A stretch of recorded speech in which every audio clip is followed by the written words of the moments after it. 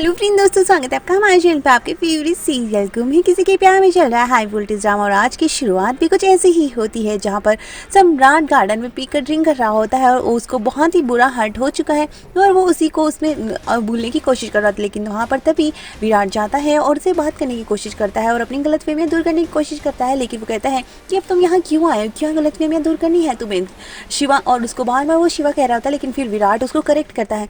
उसके बाद नहीं, यहाँ पर वो पत्र लेखा के बारे में बात करना चाहता है कि जो भी था हमारे बीच में खत्म हो चुका था शादी के पहले।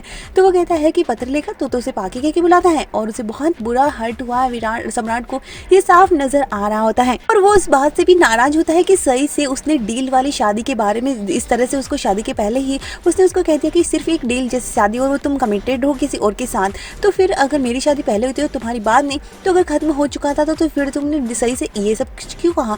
और वो कहता है कि मुझे सही के बारे में और एनिवर्सरी हमारे सेलिब्रेशन के बारे में कुछ भी बात नहीं करनी है। तो सम्राट कहता है तेरे बात नहीं करने और ट्रांसफर करवाने की वजह से सब कुछ ठीक तो नहीं हो जाता ना विराट।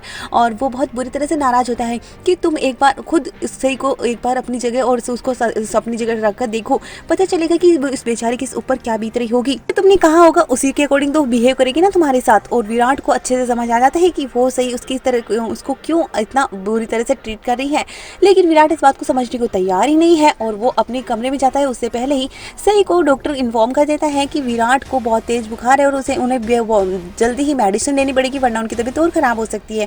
और सही बहुत नाराज होती है कि विराट सर ने उसे छुपाया। और जैसे विराट आता है वो उससे पूछने की कोशिश करती है कि आपकी तबीयत खराब है और आपने मुझे बताया नहीं। और वो उससे बात करने बिल्कुल भी इग्नोर करने की कोशिश करता है। लेकिन सही जबरदस्ती उसके हाथ बांधती है और उसको मेडिसिन दे देती है और कहती है कि आपको जो भी कहना है बात नहीं करना, जो भी कहना है, लेकिन अभी आप दवाई खाइए और अब जब आप बिल्कुल ठीक हो जाएंगे तो मैं खुद ही आपसे दूर चली जाऊंगी। अगर आपने दूर जाने का फैसला कर लिया तो मैं आपको रोकने नहीं वाली हूँ।